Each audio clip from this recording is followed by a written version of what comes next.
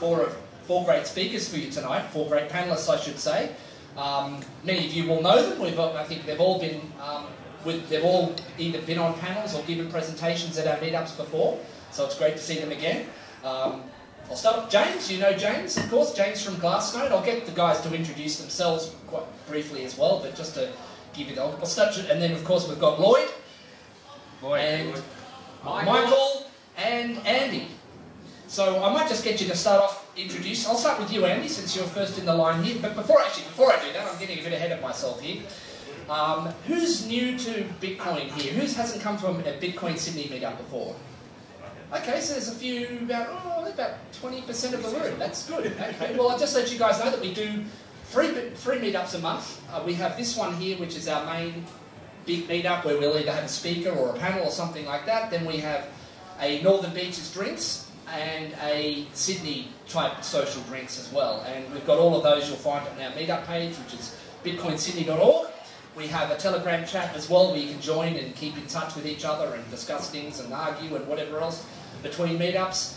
And we'll have a few more announcements at the end of the night. But for now, yeah, we'll go back and get the speakers to introduce themselves. So I'll start with you, Andy. Thanks very much, JP. So Andy Pattinson, I work at the Bitcoin Advisor. We look after clients and their collaborative custody needs, help them with estate planning and asset protection. I also spend a lot of time working with people to help them move their self-managed super out of the traditional environment into Bitcoin. So. Hey, my name is Michael. I'm from Sydney. Firstly, congrats everyone for being here. If this is your first meetup ever or coming to Sydney, thanks very much for being here. As JP said, it's really cool. I've been in the space since 2013, and most of my experience has been on the product side or operating an exchange or running security protocols for exchanges. G'day folks, I'm James. I'm the lead analyst at Glassnode. We do a very particular thing, which is analysing Bitcoin itself, and actually looking at all the data that comes out of the database and the ledger that Bitcoin is. And really, I kind of consider myself a market psychologist, because it's looking at all of our weird and wacky decisions as we move Bitcoin around the chain. Like, why do I just go long right after the ETF? We'll get there. We'll get there. First question on the sheet. I'm Lloyd. Apart from trading badly, I do software development and cryptography on Bitcoin-related stuff. Focusing on a project right now called FrostSnap. So check it out, frostsnap.com if you want to see my work. All right, terrific, guys. Now, before we start with my questions, I want to draw your attention to a couple of signs on either side of the room. So there's sli.do, that's a web address. Pop that in your phone and it'll take you to a site where you can submit questions to the panel. So I'm going to kick the panel off with a few general questions, but the rest of the night is up to you guys. So jump on sli.do and then pop in that number, and I will see those questions come through and we can get those put to our panel. But let's start off with, I think, something that's been, I suppose it's been something that's 10 years in the making, and that's this Bitcoin ETFs. And I think that's something that's been pretty huge. It's been a pretty big bit of news the last few months. And there were various predictions made as to what was supposed to happen once we got a Bitcoin ETF, and maybe those things are still going to happen. I don't know, but that's up to, I think that, has it been a damp squib perhaps, or are we still, or are there particular reasons as to why we're seeing the kind of market action that's been happening? But I might get James to speak on that for a few moments, because I think that might be something that's in his speciality, and I think I've almost overheard him. Almost a few of you have already been at him on that, so let's all hear it. Thank you, James. Okay, first question. Give me a show of hands, who has heard of a sell the news event? Who expected this to be a sell the news event? Why not? Like, why do so many people put their hands down? This was always going to be a sell the news event. And the reason why is that investors, people, human psychology, if you're a big trader, a big investor, you've got, $10 million, $100 million, $1 billion positions. If you want to sell it, you need $1 billion worth of people to be wrong to sell to them, right? Now, when does that $1 billion come in? At a time when everyone's saying God candles and ETFs, and it's just all very exciting. The dumb money is the dumb money for a reason. So markets have to go down to go up, right? This is a really important thing. I mean, there's a reason the price chart looks like a zigzag. It's because during an uptrend, everyone gets super bullish at the top, and the dumb money buys the top.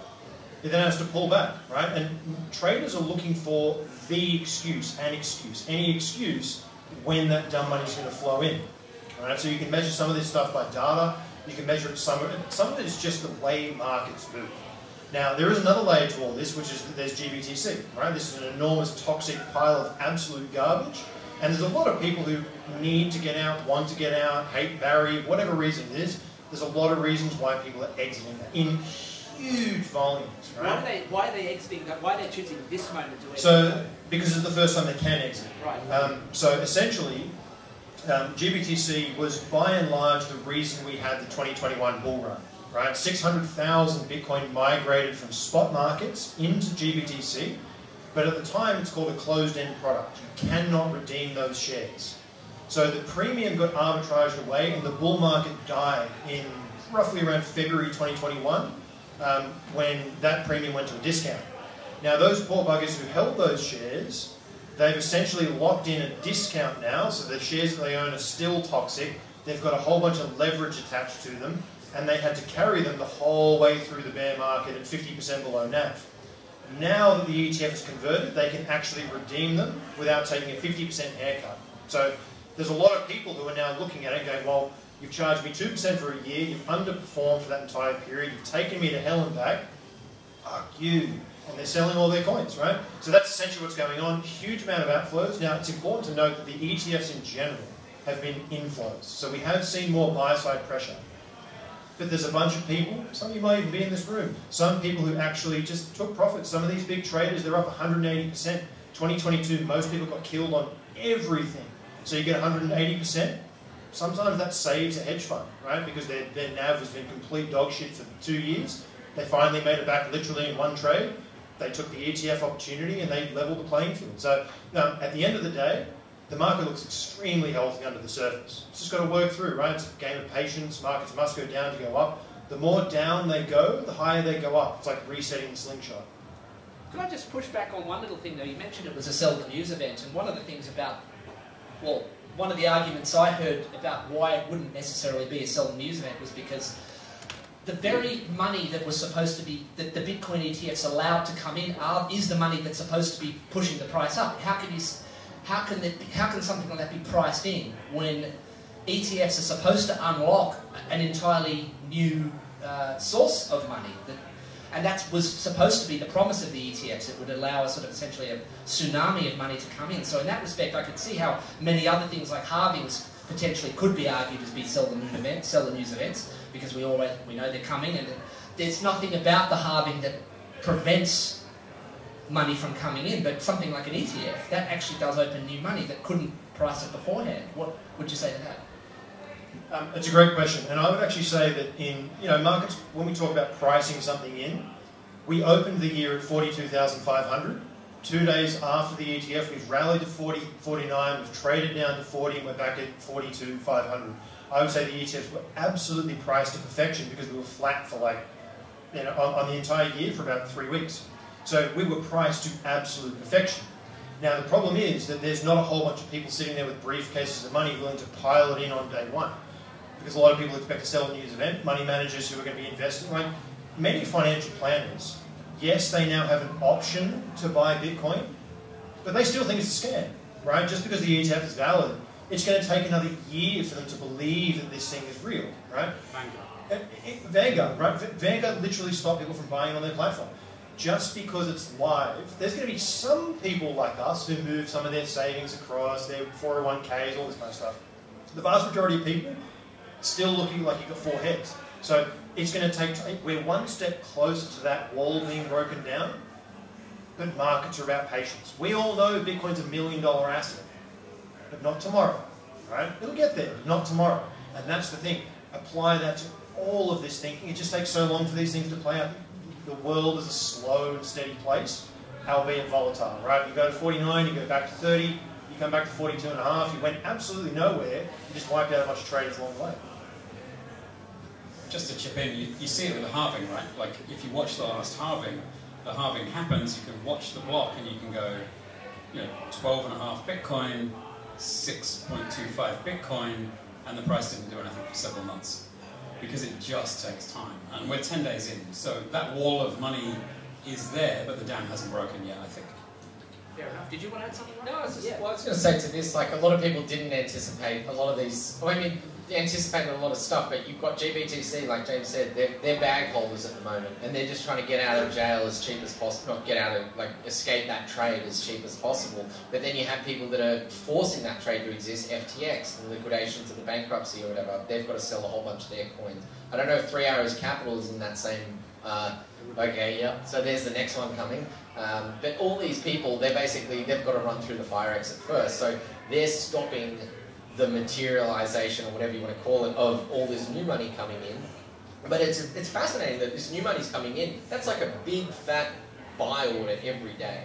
And that's really, really cool. So once they've flushed out the kind of the cobwebs from these legacy products, if those legacy products weren't there probably would be less of a sell the news event, because these legacy products have soaked up or sponged up a lot of the volume and just pushing the price down. The legacy products. Legacy meaning GBTC. Yeah. And that rotation out of that stuff. I guess one final point for me on that as well is if anyone tells you they know what Bitcoin's going to do, they haven't got a clue. And Bitcoin doesn't care. It'll do whatever it does. And so you can try and predict away that it's going to do this or do that or do the other, and it will more than likely do the opposite or the other thing that you didn't expect it to do. You know, that's what makes it a great long-term hold, not a short-term trading asset. You know, zoom out is probably the best advice anyone can give you, is to say stop worrying about what the price is going to do this week, next week, the other week. The ETFs are a short news cycle. Yes, it's a wall of money that's going to come in, but price is going to do what price is going to do. Bitcoin's going to do whatever the hell it wants to do. And if you buy and hold for 4 years, you're up 100%. That's not changed. Whether it changes in future, who knows? But you buy it for the long term, you hold it for the long term, and you will no doubt benefit for the long term, because it's the first genuinely scarce asset on Earth. After the next halving, it's going to be the lowest stock to flow of any asset on Earth, lower than gold. And I think that's more of a shock to price and upside than anything else that's going to happen this year. One more very quick point. Sure. The other thing is, it's amazing how many people are bearish, and if you put all the Bitcoin ETFs together, they're already 55% of the AUM and 55% of the trading volume of GLD, which is the biggest gold ETF. So we're 55% of the biggest gorilla in the room. When flipping In 10 days. in 10 days. And the price hasn't pumped. They measure their AUM in dollars. And so when Bitcoin rallies much more aggressively than a gold rally, which gold's going to move 1 or 5% or something, Bitcoin rallies 10,000 billion%. Yeah. The AUM blows out of the water. It's like Coinbase becomes one of the largest financial institutions in the world, and they get creep closer to JP Morgan every bull run because their assets are just growing like wildfire, the AUM. Yes. Well, while we're on this topic, and it sort of relates to a point or sort of a question that someone's asked here about grayscale, and because obviously that's part of a lot of the coins that are being dumped on the market is from them. Can one of you, and take this from me, whichever one of you feels best qualified to answer it, but what's the deal with Barry Silbert and grayscale and having to do deals with the SEC and all? What's the drama there? Can someone perhaps unpack what's happening with that whole situation? I'm not privy enough to speak No, to it. I can speak to GBTC, but not to the Barry and all. Well, speak to GBTC then. Yeah, so touching on what I said before, so GBTC, because it is a bit of a weird trade for people to understand. So for many, many years, it was the only way for people to get any access to Bitcoin whatsoever in traditional finance. Why would you want to do this? Because you can take margin, you can do all sorts of things with your stockbroking account, right? It's the only way for institutions to buy Bitcoin. Because most companies can't just go and buy a barrel of oil and stick it in their basement, right? You can't just buy commodities in most markets. Bitcoin is a commodity, so they just literally can't buy it. So GBTC was the only way to get exposure. Now, because of this, because of essentially a constrained market, and I'll bring it back to the SEC, isn't the way that Bitcoin dragged the SEC through the mud just so poetic? Because the reason why we had the 2022 bear market, the 3 Arrows Capitals, the GBT, what's the other ones? Celsius, all these mobs, they've essentially bought all of this GBTC, levered it up, rebought GBTC, levered it up, and it just became toxic waste, right? When that thing went to a discount, everyone just started panicking. I read a thread about one of these simple trading firms, and they blew out like 75% of their AUM within a handful of days. So you've got all these companies who are starting to panic because they have obligations that they now can't fill. And if the SEC had have made GBTC an ETF when they first applied for it, none of 2020, well, you can't say none of it, but a fairly large chunk of 2022 wouldn't have happened because all of that toxic waste would have just been redeemable, right? They could have got out of the trade straight away. So in a way, the way that the SEC, they bungled their X account getting compromised, they leaked the approval documents early, the way that Bitcoin brought the TradFi world into our world was just so poetic. So in a way, GBTC is the beginning and the end, I think, of Bitcoin's adolescent phase. When that whole thing is cleared up, we kind of move into a new realm where we don't have any of the baggage. All the crooks are in prison. GBTC is fully redeemed and fully cleared out.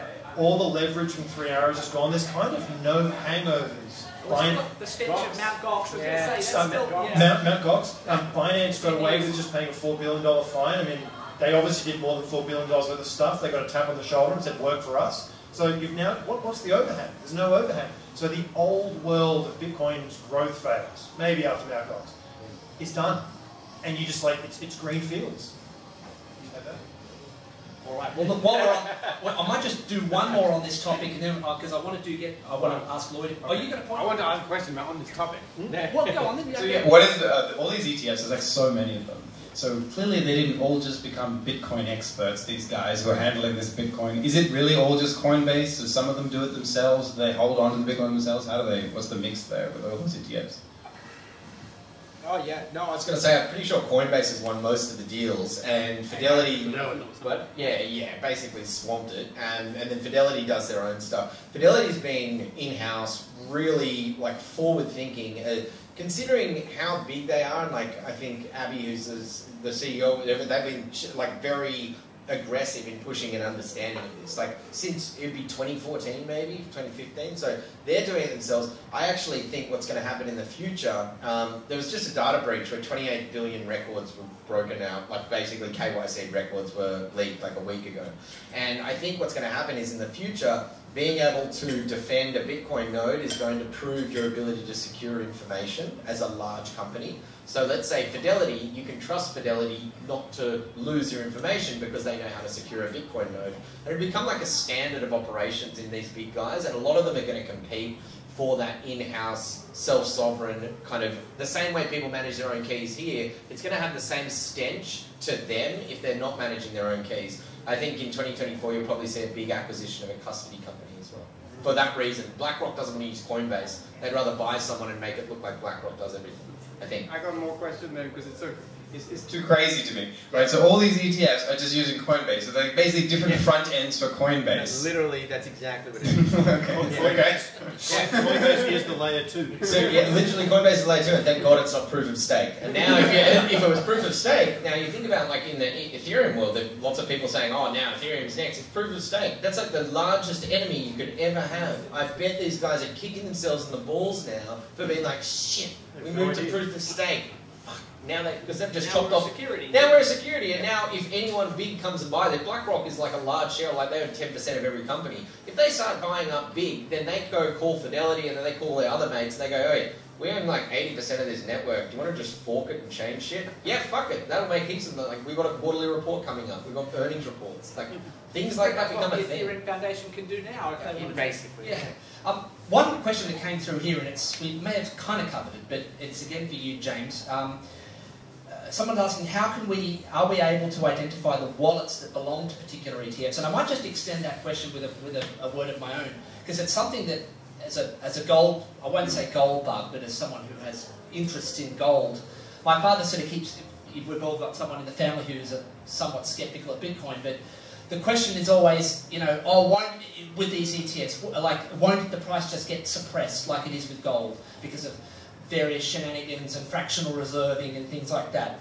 Perhaps you might, apart from answering the question that was here, also cover how it's actually is different with Bitcoin. If you do agree that it's different, I think it's different to gold in terms of the ability to fractionally reserve and cheat with Bitcoin and suppress the price. But perhaps for the purposes of everyone else, you'd like to cover that. The original yeah, question. so the original question was, can you identify the wallets that belong to the ETFs? I think that's pretty easy, pretty well covered, yes. Yeah, so the answer is we can, and some firms, including ours, is looking into how we do that. So we have GBTC, for example. What is so fascinating about that is the eddy current of Bitcoin intersecting with the eddy current of the traditional finance world, because they've got all this like T+3 settlement, right? When you actually buy a stock, it takes 3 days to transfer the money, and the market makers do it in T+1, and you're like, okay, you've got X amount of AUM, but at what price, and what's the spread? It's like, the Bitcoin world does, it's final settlement. So it's like two worlds colliding that aren't used to dealing with each other. And a topic that Andy and I were talking about before is how impressive the Bitcoin infrastructure. Like, you look at Coinbase, traditional stock trading, you know, the NASDAQ and New York Stock Exchange, they've got central clearing houses that do all of that central clearing and the matching and all that stuff for them. They just have to do the exchange engine. Coinbase had to build all of them. BitMax had to build all of their liquidation engine. We just don't have this kind of content. So the plumbing to make all this shit work is impressive. Now, yes, we can track the individual wallets, but the question is if you see coins going in or out at what, at T+1, T+2, T+what settlement. So we don't, it's really, really hard to track the numbers right now. It'll clear up. Plus one wallet, plus three wallets. Exactly. So what I suspect will happen is, same way as gold, you'll see ETF inflows of X tons. We'll see it in terms of X coins. Right now they're still talking about in terms of dollars, which makes it really, really hard to track what's actually going on. But yes, we can see the wallets. Now to the second question about basically rehypothecation. My view on this is that you don't go from zero to global reserve asset without a couple of ETFs along the way. This is just part of the journey. Now, I actually like to equate Bitcoin to the dollar, because the dollar is centrally managed by the US government. It's used in all of their treasury funding and like literally everything they do, and you can buy cocaine with it on the street. It's this like beautifully decentralized, yes they control it, but they don't, right? Or most crime is done in dollars. So Bitcoin will be much the same. You're going to have this economy that exists outside the ETFs. And TradFi analysts are already, coming out of the woodwork saying, oh, look, goes all against the decentralized ethos. Like, yeah, they've got 30,000 coins. Good stuff. Like, that's, and the coins give you no governance power, right? My little Raspberry Pi is sitting at home just saying, like, okay, what of it, right? It's just seeing UTXO. So, in a way, Bitcoin exists outside their system. They can try and do all the short selling, but as long as, and I think the one caveat, as long as you can self-custody. So if self-custody laws start to come under challenge, that's the one thing that can actually create gold 2.0. If we resist that, and you can always self-custody, and you fight for that right, that is essentially the deal breaker, because you just can't self-custody gold, it doesn't work. If you self-custody at an individual level, you blow all these shorts out. It just, they can't suppress it further. Yeah, that's typically the argument that I've been using against this idea, because it's easy, if someone, to my way of looking at it, if one of these ETFs or financial instruments that's holding a lot of Bitcoin on behalf of its investors starts, if they're ever asked to prove reserves, it's a relatively simple process to get them to do that, whereas with gold you have a great deal of plausible deniability. Companies can just say, oh, it's too hard to do it.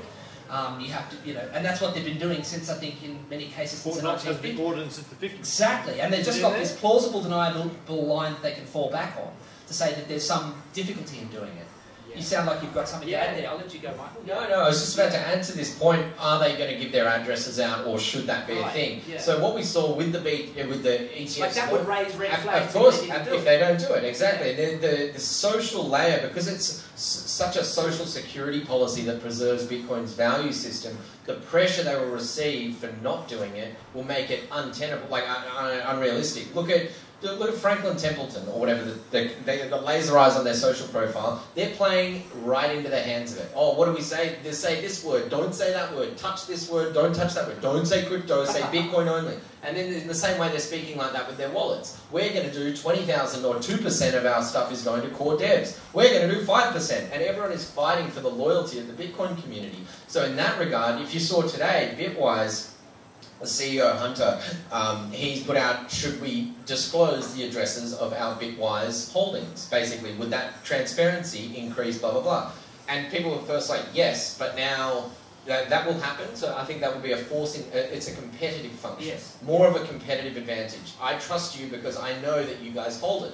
After they start displaying their public wallet addresses, then the community's going to push for more transparency, my belief. I want a signed message. And then it's going to become, the ones that don't do it, why didn't you do it? And then it's going to be a daily signed message. And soon enough, like we were saying, this running a node and defending your wallet address and proving it, that provenance on whatever the frequency is. If you're an ETF holder, I'm sure they want provenance all the time. If it's me and Andy, it's like, hey, show me you got your coins still. Cool. Okay, I'm not in a rush for that. But I think it's almost like a heartbeat that they are plugged into the network because they need to be plugged into the network. You know, it's a forcing function, but speaking to the address disclosure, I think it comes, and that might be a path that it can.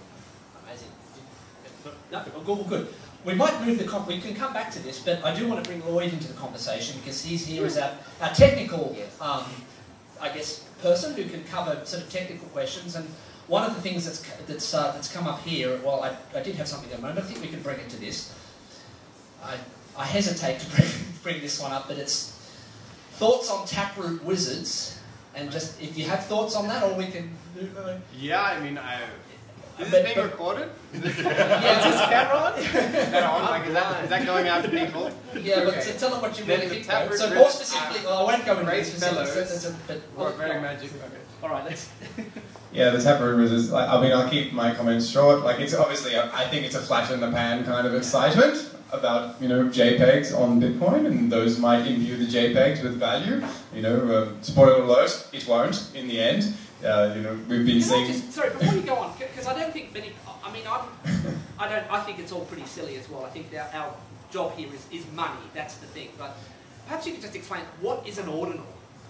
Like, okay, just so everyone here, yeah, sure. I mean, I feel I was even close to this when I was beginning because Casey Rodemer, he had this idea, and at the Bitcoin, in fact, the Bitcoin Sydney Socratic, we had him on. The very last one before I stopped doing them was actually Casey, and he's like, "Oh, this crazy idea, so I just come and tell us about it." And it was just like each Satoshi could have an individual identity, right? So each Satoshi could have a little name, if you like. And each one of those then trades for its own negotiated value somehow? Well, you could buy them, and you know which of these unique special flowers of Satoshi you have, and there were certain ones that are worth more. Maybe it's like the 100 billionth Satoshi ever issued, right? And then that would get value. And so Casey put out some like... so it's an NFT? Yeah, it's put out some bounties for like very cool Satoshis, right? And that's kind of how it started. Then we attached some... we did something called inscriptions. Okay, so that was actually putting data on the actual blockchain in the witness field. So now you've got the ability to number Satoshis, and you've got the ability to attach something to those numbers, which was JPEGs. And this data, this is what's pushing up the cost of transactions. Yes, because JPEGs are expensive, but it's not all that. There's so many other things. People are putting JSON, I don't know, maybe even know what JSON is, probably most people don't know, but people are putting rubbish in there. Even, you can think of like little programs. Okay, I even know there's people that exist, they are actually working on putting like Ethereum smart contracts in the Bitcoin witness field. So when you, like in the signature field, so you can actually run like a second Ethereum, but on Bitcoin, just using Bitcoin space to run the blockchain. Or the bottom layer, no compression, just like full on, here's my Ethereum contract, smack bang in the Bitcoin transaction. So I mean, you can do that, okay? So that's what they're doing. That's what things are happening. It's a flash. It's not going to go anywhere. I don't think. I think fundamentally it doesn't make any sense. Do you think it can be used as an attack on Bitcoin though, to make it so that it's less viable as money until we run out of money? No, I don't. It makes it harder as a developer. Like we kind of skipped a stage of development in terms of fees. Like we went from very low fees into like very high fees, and like all the products, all the learning lessons we would have taken along the way, and like we didn't get to do that. We'll probably get to do it. We'll go back down to 16 sats per VByte, and you know it'll be chill, and it'll be like, oh, this application doesn't work anymore, but this one does, and whatever. You know, go back to natural development after that stage. We kind of got fast forward and we rewind, but it's kind of mostly it's about wasting time. I think. Like, this is the big casualty, is there are very smart people in there's one very smart person in Taproot Wizards. And, you know, I feel like those people, some of them are talented, maybe one of them or two of them are not, but some of them are talented and they're maybe wasting their time with this. I think that's the main casualty. A lot of people are wasting their own scarce time on this planet doing this stuff. That's probably the worst thing about it, yeah. In terms of Bitcoin doesn't give a fuck, yeah. Do you guys want to add anything to that? I think what it does help prove is like provenance and like this immutability principle, because now it's like it's there forever whether we like it or not. But it, like, well, is it though? Because I mean, there is people have said that there's something you can run a patch on your own node, right? To filter out those kinds of transactions, and that's why you run a node, is because the definition of putting your head in the sand, saying it's not there, it's not there. It's like it's still there, bro. It's still, but you don't have to be subjected to it. Obviously, your node doesn't have to download and do prune it. No. If they get into a block, I thought it was. Oh yes. So the trade-off for filtering is that you will never estimate fees correctly. It's like pretending that there's not some guy bidding for block space and they're like, oh look, fees are 15 bytes. Like only for people who aren't in your filters. So it's actually just head in the sand. Once it's in a block, you will download it, and that's the nature of the beast. So it's complete head in the sand, and that will never stop. Would it have a better effect if a lot of people ran that filter? No, because if 2 nodes don't, stiff shit. And the nodes that won't run it are the miners. They get paid. So it's going in the block. You just have to learn to deal with it. They'll run out of money, basically. And if you've ever seen it, like the behavior, don't forget what it is. Just look at the behavior. Like that early ripe, early rotten, that saying exists for a reason. Like it really is always right. Because it's like that saying, beware of unearned wisdom. And it's sort of like the fee thing, we missed the wisdom along the way, and so we couldn't accumulate it, so now we can't take the lesson. But they'll run out of money. It's too expensive and it doesn't give enough value back. The problem is, where it becomes a really big problem, if it becomes really good for money laundering, and then basically people end up using it like that, because then it's got a big base. But I think it's a really good chance to take a lesson from the provenance and the strength of putting something on chain, but also that we'll watch it die out. And I mean that just because you know the behaviour is, it's gone up and gone down, and that is implying the behaviour of the customer, not anyone else. And the behaviour of the customer is sporadic and I don't know what I want, which I'm going to rush into this thing and then rush out of it. It's the sort of typical fad behaviour that Bitcoin itself is often accused of being, we've all heard of its beanie babies and that sort of thing. But the funny thing is about a lot of these sort of more crypto-like things is they very much do correspond to the traditional idea of a beanie baby or other collecting type fad that came and went. I got one more last one. For sure. So that's the thing. A lot of people think that it's JPEGs pushing up the fees. It's not. JPEGs have been priced out long ago because they take up a large amount of block space. Most of it is these little text files that people then use to count. It's tokens, right? People are like, oh, this counting system, this one came first, you transferred to him, ABC. So now think about, you're talking about provenance. Why do people care about these Bitcoin tokens? Generally speaking, because they're the first ones, right? So when we go through this boom cycle and we go through the bear, if no one buys or is interested in those first ones again, who wants the 50th Bitcoin token? The provenance argument is gone. So in many ways, this stuff it'll die out. And the only thing I'd push back on from you guys is saying that we skipped the lessons learned. The lesson learned is that we weren't going to learn those lessons until the fees went up. Yeah. So the lesson is, here we are, fellas. Let's deal with the problem in front of us. Lightning, for example, has been many years in development.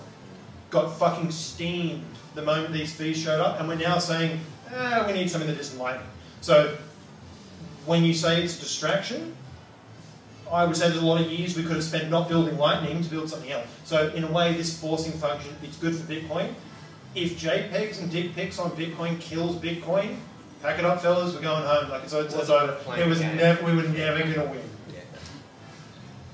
I think my final point on it, if you look at the Taproot Wizards, like their strapline is, we're here to make Bitcoin fun again. Look at what they're doing, not what they're saying. They are trying to scam people, and they are trying to get you to pay 0.1 Bitcoin for a shitty picture of a cat that isn't worth shit, because they want your money. And like Michael said, they will run out of money because all they're doing is playing on human greed, and they are trying to take advantage of that, and they are trying to take your Bitcoin because they want your Bitcoin, they don't want you to have it. So it's not really much more complex than that. Yes, they're exploiting the technology or doing things with the blockchain that makes this stuff possible. At the end of the day, they're just trying to scam you.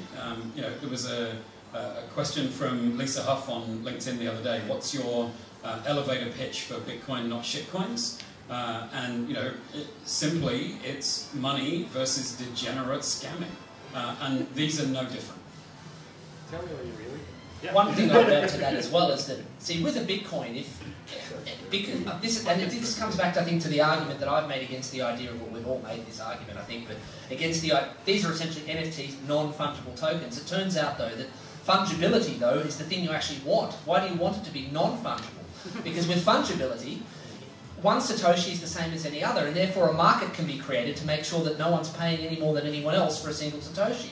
But how do you do that if you have essentially a shitcoin that has one single currency unit? I mean, Bitcoin has 2.1 quadrillion subunits. Every single one of those subunits is the same, and I can't have an artificially high price for one without the market arbitraging out and making it so that if I try to ask $1 million for a Satoshi, no one would pay it because they could buy it off anyone else for market or slightly above. Now, with a non-fungible token, how do you do that? It's just a single sale. Someone can wash trade that same token between themselves and then pretend as though they're giving the next guy a discount. It makes no sense. That's exactly what they do. How anyone thinks that there's anything here at all in this idea of a non-fungible token, in the face of that argument. NFT is not fucking true. Yeah. So anyway, we'll move on from that because it is all a giant distraction. As all of these things have always been, a whole lot of noise, a whole lot of distractions to get you away from what the really important innovation here is. And I think we're all pretty much on the same page there. Again, sticking with, I guess the technical side of things, I wanted to ask us a general question as to perhaps, we've had in the last couple of years new soft forks such as Taproot got activated. I think, how long was that ago? Lord, it must have been almost 2 years ago now. So since this general topic is, what will 2024 bring, and I'm not suggesting necessarily anything will activate this year, but what is on the horizon, Lloyd, for new features in Bitcoin? Yeah, well, the first thing is we activated Taproot. And I think what happened, we kind of got a reality check in terms of how much work we could actually do. And what happened was we went, oh yeah, we want to do Taproot, but then we actually realized that a lot of the Bitcoin stack, the software that people use for wallets and other things, was sort of outdated. And sort of you need to do a big redo of everything. And so a lot of work has actually, most of the work towards Taproot has not been doing Taproot stuff, it's just been redoing everything, okay? And so I think in 2024 we may see the fruits of this re-engineering that has been going on, and maybe even some Taproot things happening. And that's what I'm working on. What sort of things will that do for the average Bitcoin, or even any user for that matter of the system? Yeah, so the most important thing, which I think is most important, this is what I'm working on, is the ability to do multi-sig-friendly multi-sig wallets, so that do not cost any more than normal single signatures. In fact, they're cheaper than the single signatures you'd be using right now. You can have a 3 of 5 or a 7 of 10 or whatever you want to do, and you can do that, and it's very cheap. In fact, there's no cost to adding sign. You can even add and remove signers without moving the coins. You could add a signer from a company like Unchained or what have you, without even moving the coins. So I think that this is going to be quite interesting. Yeah, it's going to be quite fun to see whether we can get this in a user experience and see how the people's interactions with Bitcoin change after that. Other things that are happening with another thing that might come through is Lightning using Taproot finally. So everyone expected, Taproot, we're going to be here, we're going to damn, we're going to just add Taproot to Lightning. Didn't happen. It still hasn't happened. So that's something where we're hoping we'll get some minimal benefits into the Lightning network from Taproot, mostly cheaper. We can do, Lightning is more expensive, so you actually need to open a channel. It's more expensive than just receiving money, right? So, Lightning is better for all the transactions in the middle, but if you actually need to interact with the chain, it's more expensive. We can bring that down to the same cost, so more efficient. So that's something you might see, but in general, yeah, just like people have learned a lot of things, and there's a lot of better software now for Bitcoin. I guess, 4 years ago, 5 years ago, a lot of the software seemed to me like it was written, kind of as like a quick hack to get things done so people could transfer money, Bitcoin between themselves, make things real. And now, in the last few years, a lot of people have been going back to the drawing board, this is serious, this is going to be around for 100 years, let's write the software like this thing is going to be around for 100 years. Yeah. One quick question. Are you across covenants in any way, shape or form? Vaguely, I guess, so you see a lot of discussion about, and again, we won't go into the technicals, I think, but you've got OpCap, you've got APO, you've got CTV. Do you have like a gut feel for ones that you're keeping an eye on or you think are promising?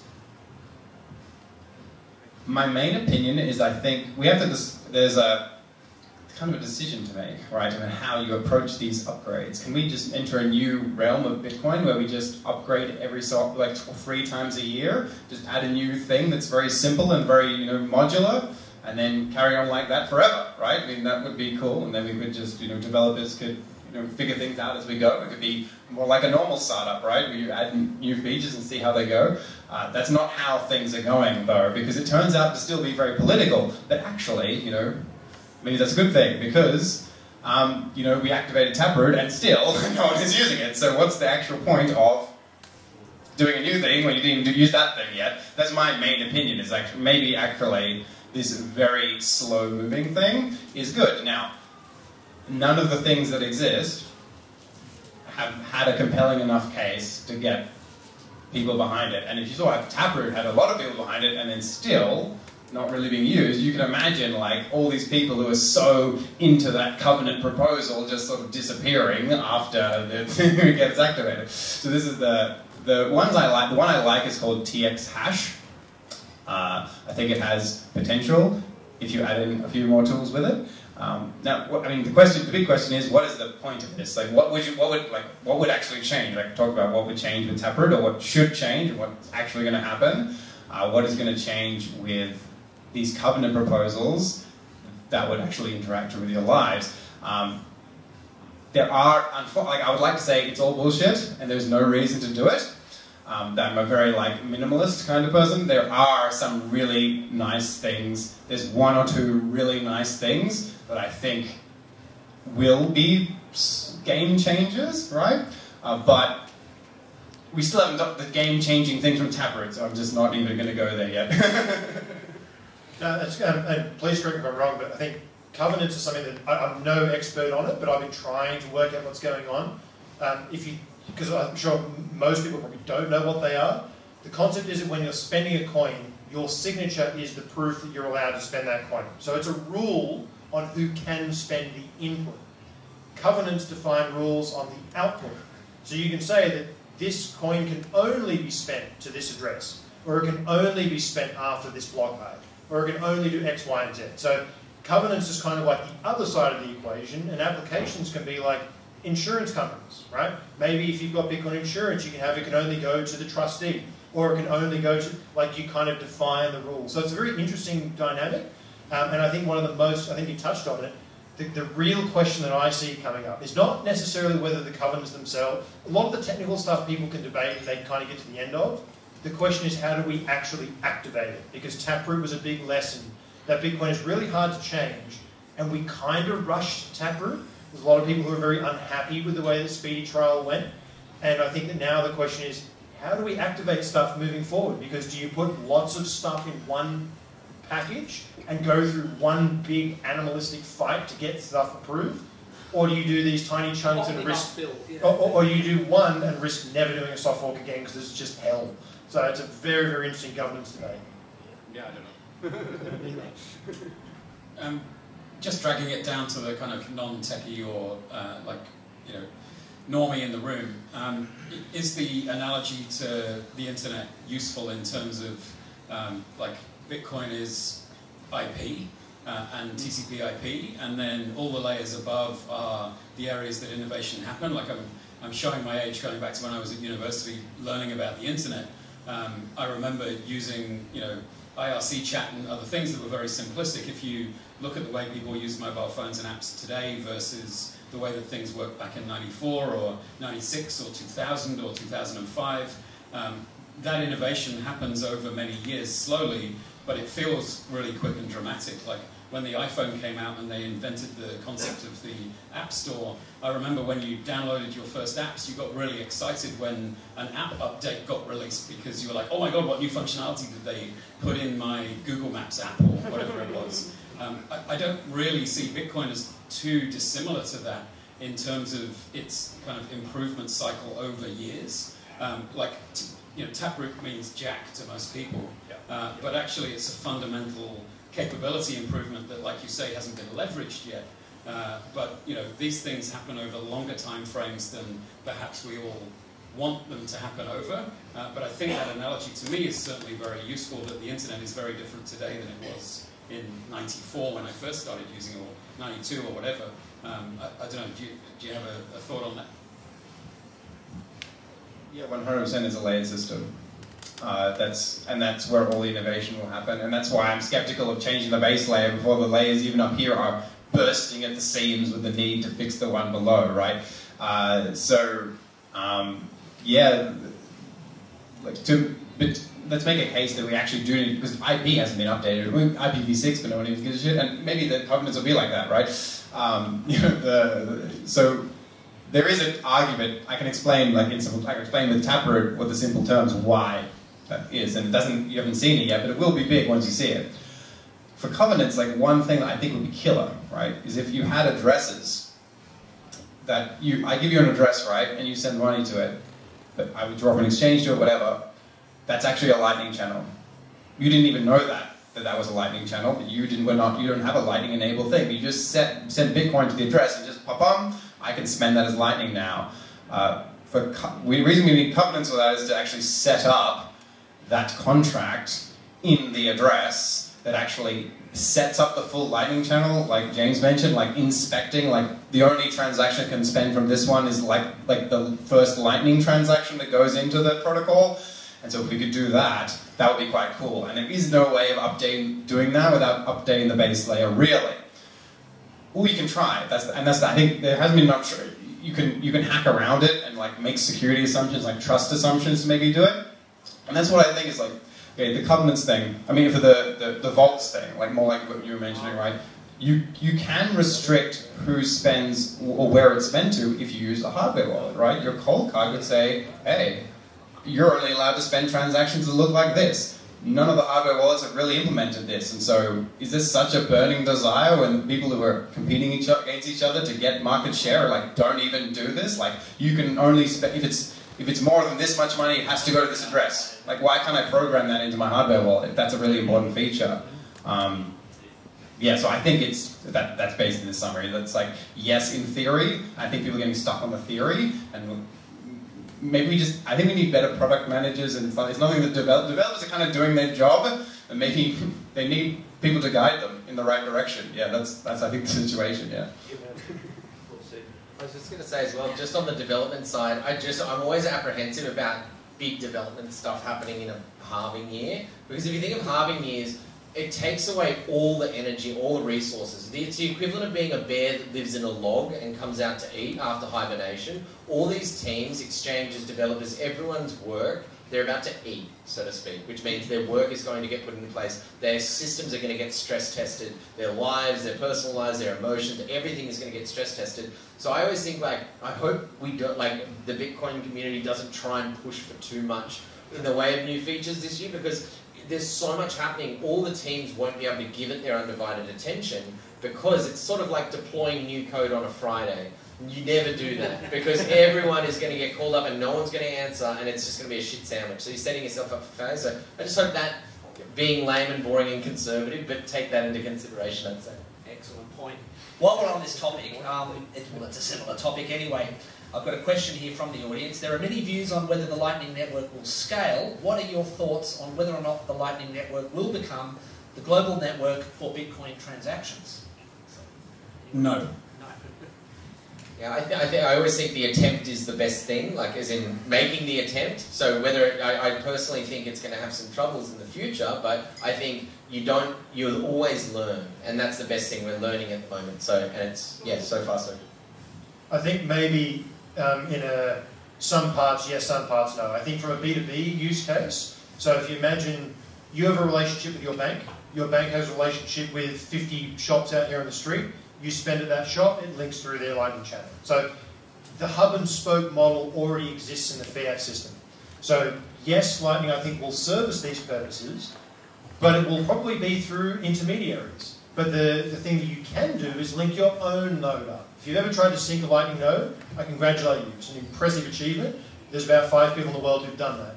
So the problem is it's just not usable for us. So that's my view. We can't use it, but we will be able to use it via other services. Now, whether that's an acceptable solution, something else has to beat it. But you don't think it'd be remaining that difficult to set up a node forever? Always. No, it's going to be a shit show forever. I can't see how. But wouldn't that be like suggesting that like get connected to the internet would have been a shit show forever? I mean, it was a shit show. You don't have to get inbound packets to use the internet. You just plug in and use it. Well, that was an example. Yeah, but the problem is that you have to rent liquidity off some other guy, and then you've got to get inbound, you've got to set channel management, and eventually, just saying those words to any consumer, they're like, no. But you envisage, though, that down the line those things will become easier to do. Like everything in the past has tended to get easier and become closer to the consumer and further away from the technical person. Yes, it will, and it will be because people just go to NAB or Combank or Bob's Bank, right?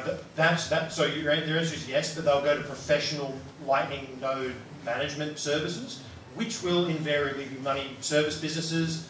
Then you get your economies of scale, and they connect to all the merchants. You don't have to worry about any of the channels. You just would this not? I mean, this would tend to play very much into the hands, or I could see it being tempted to be played into the hands of the big blocker types, who've been making similar claims for years. I'm not one of those people, but would you say that they were right then? Is that what you're saying, or that? Yeah. Well, I mean, look, JP needs them. they were obviously wrong, but look, the thing is, they'd say though, if they heard that though, they'd seize on that and say, "Ha, we told you so." So I probably just want to get you to say how that is not the case. Yeah. In my view, the mistake that Bitcoin has made is betting everything on Lightning. That's the mistake we made. You can now see that we've got a bunch of other proposals, whether it's eCash, whether it's ARC, who knows? I don't know where it all goes, but we bet everything on Lightning as a system because that's what else is there. Like, what other system is there? And we get fees go up to 30 sats a byte, and the thing shits the bed. Like, that's a huge problem, right? That's not acceptable. Why didn't we see this happening? Because we never had the fee pressure. Now we've got the fee pressure, now we learned the lessons that we were never going to learn. So, in my view, the biggest mistake we made is betting everything on Lightning. The big blockers were wrong for all the reasons we know, but they're kind of right in the sense that Lightning, I mean, how many years? 8 years? What have we got to show for it? Who runs a Lightning node here? Anyone? Does it work? Doesn't Phoenix Phoenix run a Lightning? Yeah, so Phoenix is like you can probably answer this better than I can, but Phoenix is like it's essentially the model I was describing before. You are paying someone else to be the channel manager, and you pay a fee for that service. That will work that's kind of like an intermediate step. You'll also notice that like the concept of federations is starting to come back into the Bitcoin lexicon. We're talking about things like Liquid, things like Fedimints, things like eCash. It's this trust minimized, not shotgun in the basement, no trust at all model. So can I summarise it like this? I think as small blockers, we were still right about the need to scale on second layers. It just wasn't necessarily all going to happen on Lightning as the particular second layer. Correct, but it may be. Lightning could still be a connective tissue between a lot of these systems. So that's why I'm saying, like, I'm not dead no, but we've got a long way to go and a lot of lessons to learn from not betting all on one horse. Product. I mean, Bitcoin's biggest problem is product. We can't design products. We can design code and technology and stuff, but do we actually design products that people need and want? I'm never going to balance a channel. Like, you can try it. No consumer is going to do it, right? We're limited to the people in this room who will ever try it. So that's the problem, right? But you don't think, I mean, I still don't see why it wouldn't be something that would eventually become more of a sort of automated click and go sort of plug and play process. Like, think of 3D printers, for example, something I've just started looking at. Where's Bayani? He's something that's been helping with it. There he is. You know, like the older machines, you had to mess around with bed leveling and work out for each bit of filament you got, what the exact deposition rate was and the heat you had to use. And now now they've brought out printers where it's all figured out. You just have to, you can load the stuff and it's extracted it away. Exactly, that's the word I'm looking for. You don't think that would still that can't happen with Lightning? The problem is you must speak to the base layer. Yeah. And because of that, But that wouldn't get abstracted away, as Michael said. Yeah, so something like Phoenix, for example, you will be able to do this plug and play, but you're going to pay a fee. And the vast majority of human beings aren't willing to pay the fee. They want cheap, convenient, free. Why would the fee, though, be any more than any other Lightning transaction? Because if you...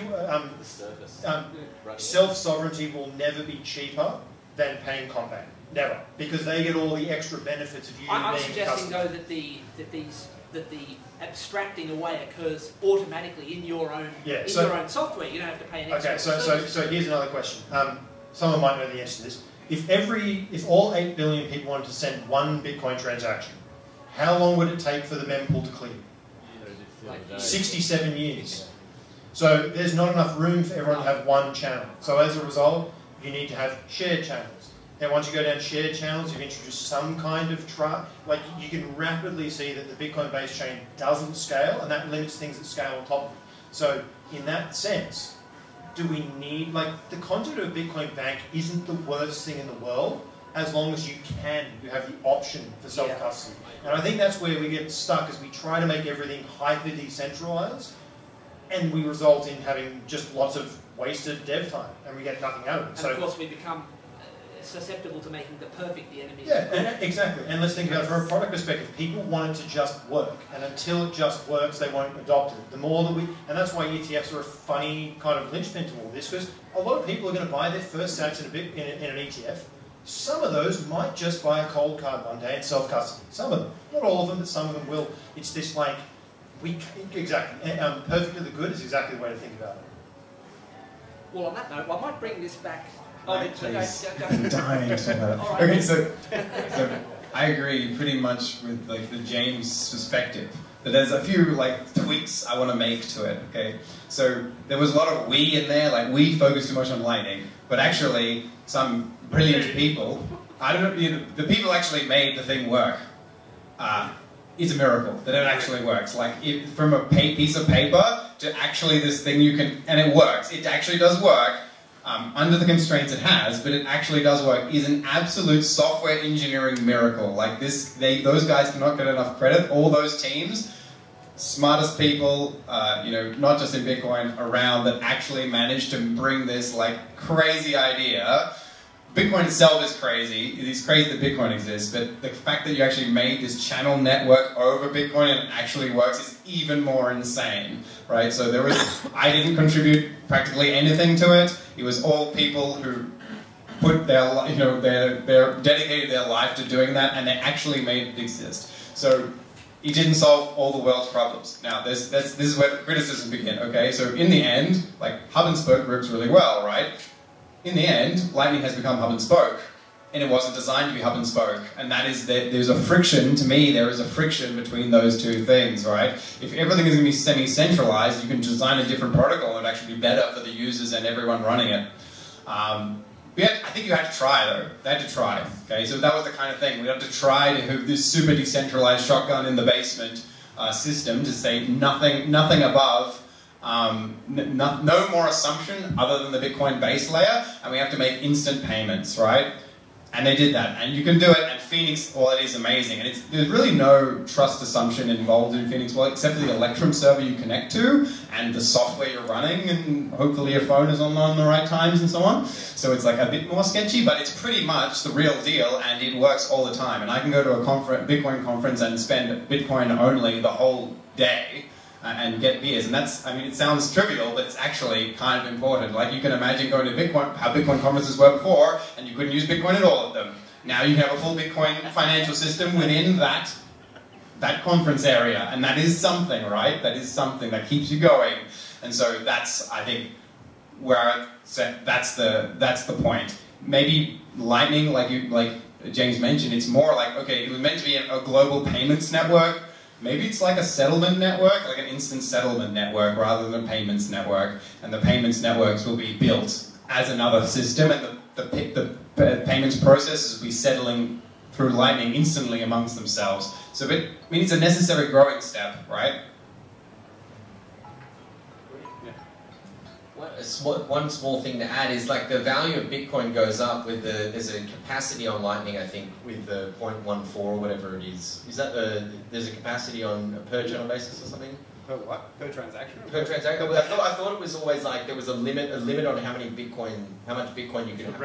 I think it is a software limit. There's no theoretical limit. Okay, yeah. No, I was just going to say, well, as the utility grows, like Lightning's utility will grow as the amount of Bitcoin, like the wealth in Bitcoin grows, like the dollar value of a Bitcoin grows. Like the whole network benefits every time it grows, because now you might be doing payments between inter-exchange payments. Let's say Kraken has a bunch of users that are transferring money to Coinbase, and like a federation-style approach, they might have a relationship and they go, well, we'll settle on Lightning because it's going to be much faster and much cheaper, and now there's like closer relationships between the exchanges.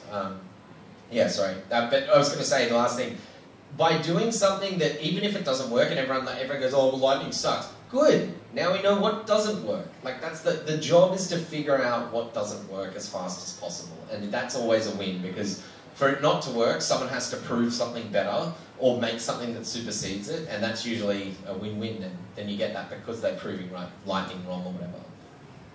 Thank you, Mike. Now I'm going to start this one off with you, Andy, because as a Bitcoin advisor, you've been getting many people into Bitcoin, and you've possibly have run into issues with banks. So the top question we have here is, Big Four banks and other banks stop deposits of AUD onto an exchange. Which banks or credit unions, etc., are user-friendly that don't block AUD deposits on exchanges? So it's a very person-by-person case. Combank is certainly at the worst end of the spectrum and make it the most difficult for clients. The others, it really depends on personal circumstances. It depends on source of funds. It depends on how much money you're moving. It depends on which exchange you're moving it to. It depends on your blood type and fingerprints. No, that isn't true. Coming in 2025. Yeah, hold your breath. There are certainly banks that are easier to deal with, and there are methods for dealing with those banks, and it really depends on what sort of amounts of money you're moving. So we deal on a regular basis. We're moving hundreds of thousands, if not millions of dollars a week, either out of super funds or people selling businesses or selling houses and wanting to move into Bitcoin. And so there are methods for moving cash out of a bank into an exchange which are easier. There's something called an RTGS, which is a real-time gross settlement, or telegraphic transfer is the other word for that, or the name for that. Basically, that is a method by which, if you want to move a large amount of funds, you can walk into a branch and say you want to do an RTGS or a telegraphic transfer, and you have the destination account details and your account details. You fill in a form, and they have to process that same day, and that's a real-time settlement. Typically, that process was invented for when people were buying houses and they needed to move large amounts of money from their mortgage into a destination account, and so it's a method of moving funds same day. It costs about $35 to do it, so we recommend for anyone who's moving, over $30, $40, $50, $100,000 that is a good method of doing a same day movement. It particularly becomes useful for people moving self-managed super or money out of a super fund into self-managed super. You walk into the branch and request that transfer method. Often it comes down to the sort of conversation you have with your bank as well. They'll say, well, why do you want to move the money that we have to somewhere else? And as long as you have very clear, articulate reasoning for that, and you say to them, in the instance of a self-managed super, for example, that I am following my investment strategy and I am moving my funds for this reason, and my investment strategy for my self-managed super says that I am going to invest 100% of my funds into Bitcoin, and therefore I'm moving it from this account to my exchange account so that I can follow my investment strategy. You're providing an articulate response to the bank that you know what you're doing. Ultimately and fundamentally, the bank's reasoning for making it difficult, their public reasoning, is that they are protecting you from fraud. Now, everybody in this room who is buying Bitcoin isn't subject to coercion or fraudulent pressure that you're sending your money to somebody that you shouldn't be sending your money to, and you're doing what you want to do out of your own free will and buying Bitcoin with your money. And so in that instance, the reasoning really doesn't stack up. It's not about fraud. Certainly, if you look at the fraud numbers in Australia, the majority of fraud is not people moving Bitcoin to a crypto exchange and buying Bitcoin. It is probably telephone scams or a Nigerian prince or whatever you think about. And therefore, their reasoning is very much that they don't want the capital flight. If you have $10,000 in a bank account, the bank can rehypothecate that or fractionally reserve lend that 10x. So that $10,000 for them turns into $100,000 of mortgage money. And they earn X percentage on that, and that is profit off their bottom line if those dollars flow out of their system. So that's the reason they don't want to see the capital flight. And so, being very articulate and sensible about how you describe the movement of money really helps. I think, we have from Independent Reserve in the room, and they are very good at covering the process and making sure that you're providing proof of funds, that they are asking you for the reason why the money is moving from A to B. We live in a KYC world. If you try and fight against that, you will lose. And so you need to work out the best method to follow the rules and the rails to move your money. And like I say, if you're being articulate and diligent about how you're explaining that, then not too many banks will argue with you. To directly answer the question, there are adult banks in the room and there are child banks in the room. The big four tend to be a little bit childish about things, particularly Combank. I've found ANZ to be diligent about answering questions, but then capitulate very quickly and will let you move your money. NAB, entirely childish. I haven't heard too many good things. And if I was to say to somebody who was a Combank customer and having problems, I would generally direct them to Macquarie Bank or Bank of Queensland. They tend to be the adults in the room, Macquarie particularly. I have heard of clients who've had issues with Macquarie, but generally speaking, they are much more kind of capitalist than anything else, and they generally work to follow your logic when you say, I want to move my money from A to B. So you can't tell them that you're just buying drugs and drugs and hookers? There is a very famous video on Twitter or YouTube of the guy who walks into the branch and say, I want my $10,000, I'm going to go and get my ass bleached. And they don't want the difficult conversation, and they hand him the $10,000 and out he walks. So.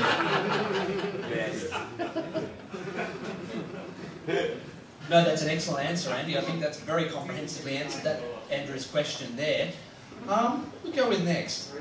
This is. I might just go to this one down here. This is an interesting one because, as you all know, every Bitcoin-led hype cycle, media or Bitcoin, we call it a hype cycle. I guess a media hype cycle, but every cycle we'll call it. It tends to have had a sort of a shitcoin distraction go along with it, and of course we all know that in the first one, I think in sort of 2017 we had ICOs, and then we had then DeFi we had, I think, and then NFTs.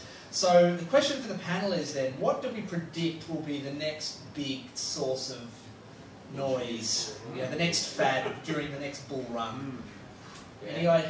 Yeah, take a stab at that. Yeah. Well, I will take a stab. I think, and this is going to sound boring, but I actually think there will be, firstly, the reason why these fads happen is because when you make a lot of money on an asset that you haven't done much to do to make that money, it goes up a lot. People go, oh shit, I'm a genius, I'm going to spill this out and sprinkle little, like you're planting seeds in a garden. You make 100 grand or 10 grand or whatever the multiple is on what you invested, you go, all right, I'm going to take 20% of this and hope there's a moonshot in here that pops off really big. So like a dam overflowing, or one of those champagne towers where they've got the cups and they pour the champagne, that's exactly what happens with all the profits. They start trickling out further out from the core, which is Bitcoin. But I think last time, so many people, they didn't... Look, if you invest in an ICO and shit, you do bad, you're like, oh, that sucks, bummer, I'll lick my wounds, wait for the market to go back. But last time, people were just legitimately stolen from.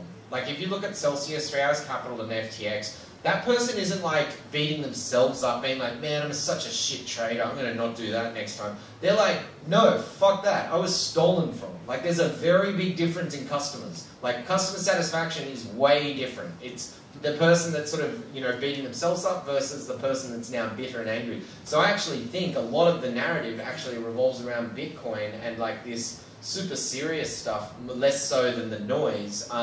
Because as well, a lot of these chains, they're fighting their own battles now for relevancy. And Bitcoin's got a very heavy name in the space because it's very certain about what it's trying to do. A lot of the other ones are a bit more spider octopusy, where they're trying to do lots of things. But here's the problem, when you make a product for everyone, you make a product for no one. And that's a really important thing where you can kind of spin your wheels a lot, feeling like you're getting this illusion of traction, but actually you might not be going forwards. And I think a lot of people are starting to kind of feel that coupling with a bit of a bad taste in their mouth from the last experience. So I'd say Bitcoin's actually the theme, and that sounds boring, but it becomes, people start grokking the nature of it. People will suddenly, I mean, I hope you're right, although I don't have this, perhaps as quite as... Consumerism isn't cool anymore. This is the thing. Consumerism isn't cool anymore. Like labelled products, like, you know... Is it really though? Is that something that's really started to catch on though with the... I mean, it hasn't been cool with Bitcoiners for a long time. Yes. Is it now that idea starting to gain traction? I think so. I'll tell you why. Because money is harder now. Things are harder. Consumerism's cool when it's good. When things are good, people want to buy stuff because they've got money to spend. Things are good. My job's going great. Housing market's great. Everyone's in the hurt locker right now, especially in Sydney. The housing prices is up the wazoo because they've got a small Sydney market of people, but they've got an international buyer base. And Sydney's very obviously like desirable. So yeah, you're going to find every rich person from all 200 countries or however many there is basically putting their hand up to buy property in Sydney. That's why it costs 20x the average, you know, salary or whatever to live here. So inflation doesn't make consumerism cool. Money is not cool anymore because everyone's really stained by it. Everyone's sick of having money printed. Everyone's just sick of everything almost. Like, we've got this hyper consumption going on right now. And everyone, from screen time to food to anything, we're overdosing on everything all the time at the moment, it feels like. And I think that's going to slow down a bit. The behaviour's changing. People want to go outdoors a bit more as well. One thing that these fads have all had in common is they are solutions looking for a problem to solve, which is the very opposite of what Bitcoin was. Money looking to change hands. It's scam people. Yeah, but it is, I mean, they start with a solution that's already solving an actual problem that exists, that is the trust, enormous amounts of trust needed in a monetary system. That's what Bitcoin very clearly is solving. It's embedded in the very first genesis block of the Bitcoin blockchain from the start. But everything else, all these other distractions. And so I suppose that's something that you can only do when you've got the luxury of prosperity, which perhaps we're not having. And that's the thing, like if people are down, like look at when you're down, like when anyone's down, they're not going to the nice restaurant, they're not going on holidays. COVID was a beautiful example of things becoming harder and everyone sort of having a circuit breaker moment where they're like, what the fuck's actually going on? And it's the moment where a lot of people had a realization that the world has changed a lot. Could it be though that phenomenon that you described, this hardship that potentially we're moving into as well, could backfire on Bitcoin as well and mean that people have got less money to put into Bitcoin? Absolutely, they do have. They're going to have less wealth to store, but that's actually the best customer is the guy with the least for Bitcoin. Because if Bitcoin is the most opportunistic asset, then the best customer for it is the smallest fish in the pond, effectively. Because not for our bags, that's not going to pump out bags, but if we're talking about leveling prosperity, like you'd wish all the lower socioeconomic countries got Bitcoin first, and not the developed ones, because then they'd be the ones sitting on 100x at the moment, or 2000x, and we're all the ones cramming to buy in at 100k, because you'd see that would become a big wealth equalizer, it feels like. But one thing that it did do with that is that for the first time ever, like imagine every other thing that's done really well, the Googles, the Facebooks, all of those other things, the insiders got it first, and then the rest of the general public got it once it was dumped on the market after the IPO. For the first time ever, we all had 15 years to front run Wall Street. First time in history, I think, ever. Yeah, and I think I'd agree with everything Michael said. I think hard money, hard times, higher interest rates, it forces people to reassess what matters. And if you think back to what 2021, right, the bull market, I think Dimitri Kofinas did a really good job of framing it as market nihilism.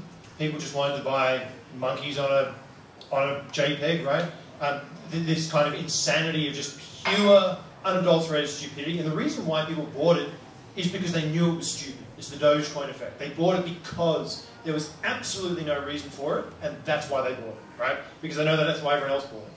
You can kind of see this last year. You know, if you look at what happened with Solana, for example, they had like dog with hat and all this fucking stupid stuff. But that's like the dying embers of that market nihilism, that like final flush of they tried to make it work, and it just didn't land because people were like, well, I didn't buy the scam before the other guy, so I might as well go and buy this other scam, and then they just realised there's not enough buyers for this stuff. So we're kind of in this phase where there's just not enough. This market nihilism is starting to creep out of the market, and I think that's net positive. Now, if there is going to be somewhere where I think there could be kind of like a shitcoin resurgence, it's probably going to be like Bitcoin affinity scams. You saw a bunch of projects be like, oh yeah, I'm an Ethereum L2, look at me. And that trade just hasn't played out, right? They're just not really performing. A lot of them are going to now go look at this, Bitcoin Season 2, whatever people want to call it. People are going to look at it and go, oh, I'm a Bitcoin layer 2. And there's going to be all these affinity scams that show up in and around Bitcoin. But what's kind of hilarious is this is what a lot of Bitcoin's been talking about this for a while. It will all come back to Bitcoin. That's going to include the nasties as well. But we will get a lot of the technology come through, and some of those people will bring that capital, that dev talent. We kind of go full circle, and everyone just goes, oh, you know what, this actually was the answer after all. And over all this time, technology matures, and it is a funny cycle, but it does feel like the dying embers of that nihilism phase. Yes, I agree with the comments so far. I actually believe we can say more strongly that there is not going to be another shitcoiny thing. There'll be shitcoins, but there won't be this kind of next big thing, right? I just can't see another one of them, right? Because they're actually all the same thing. If you go and look at all of them, they're all the same thing. It's like, I create this nothing, right? I convince you it's something.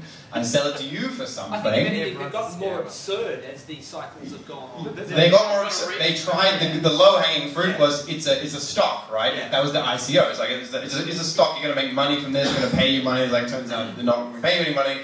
Actually, that is not worth nothing. Okay, so next to DeFi, like you own as DeFi, you can put this into liquidity pools, and it's like they're usually driven by all the shitcoin pumps. They're driven by a new distribution mechanism. Yes. ICOs was I'm the first investor. Yeah. DeFi was put your money in here, we'll give you free shit. Yeah.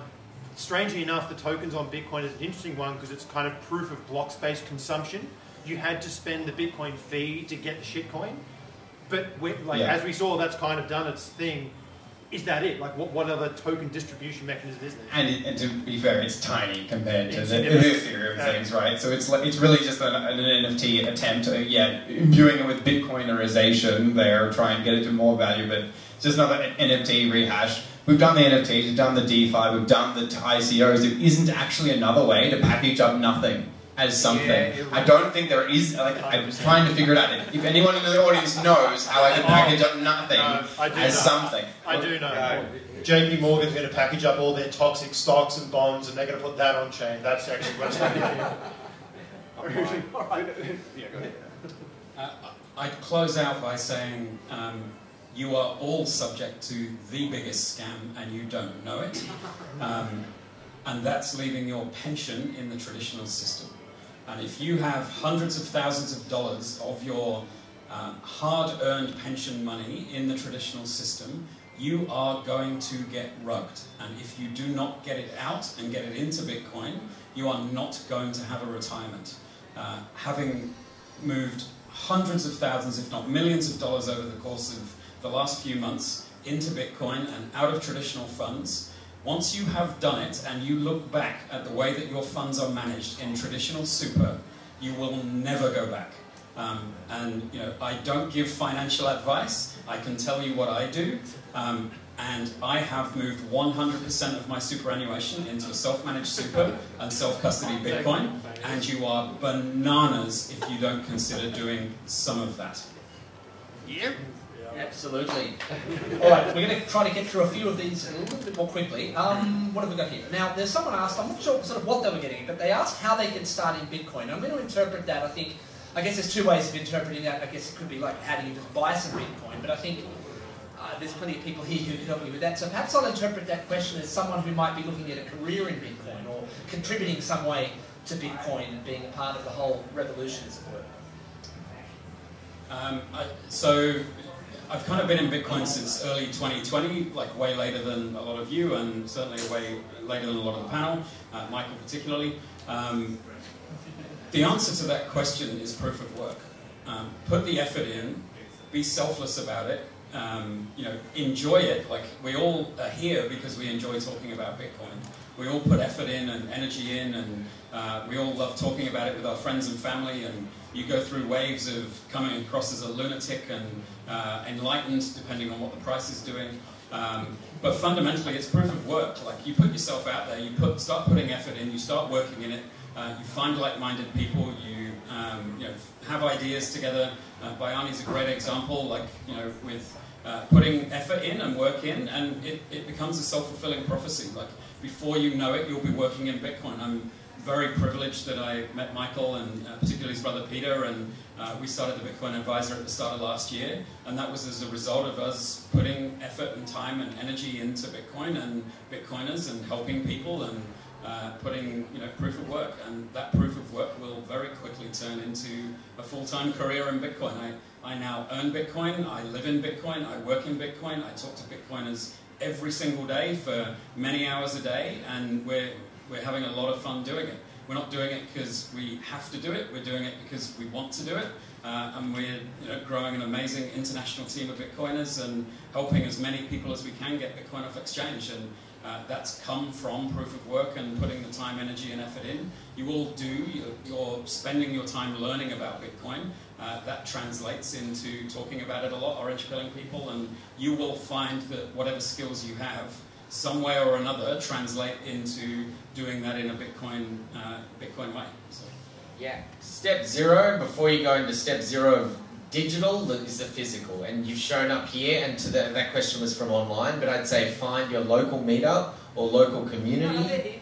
No, that's all just from people here? Yeah, perfect. Okay, well, yeah, I was going to say, step 0 is doing exactly what you have done. Step 1 is doing exactly what you've also done, which is ask a question about how to improve on whatever you're doing. So, tick, tick, ask questions and show up in physical form, because you can just create meaningful bonds that can help guide you through your journey as well.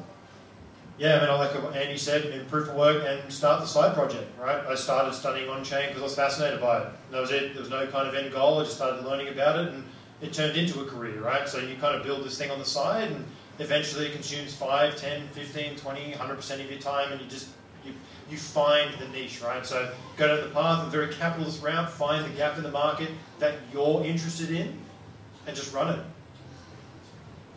Yeah, it took a long time to actually do anything with Bitcoin. I was mining Bitcoin 2011 or so. Didn't know what to do with the coins. They were worth about $4 or whatever, so I just didn't even get them. And I read Mastering Bitcoin because I heard Andreas Centralopoulos say, you don't need to invest in Bitcoin. You just need to invest in your knowledge and your education. So I think that's all wrong. You should invest in Bitcoin. That's the first step. Like, you should buy the shit out of it, then take self-custody of it. Absolute first step. Then obviously there are you can get a lot of outputs from Bitcoin, the Bitcoin ecosystem. So many podcasts, so many Bitcoin thinkers. Bitcoin thought is a very popular thing. You can listen to them, and just be humble and wait before you give your outputs. You don't need to jump into thinking you're the most amazing contributor to Bitcoin, whatever. Just wait, be humble, stay humble, stack sats, and wait for your opportunity. Definitely come. Yeah. All right, thanks, Lloyd. Okay, a couple more here.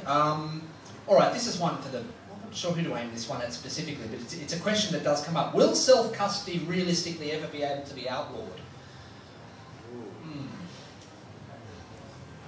Yes. They absolutely can, because they'll do what they want to do. They'll certainly... I'll probably rephrase it a bit better then. Of course, they can make a law, but will it be realistically enforceable, I suppose, is the better question. No. So, yes, they can do it. No, they can't enforce it. Like, China can decide to ban Bitcoin mining.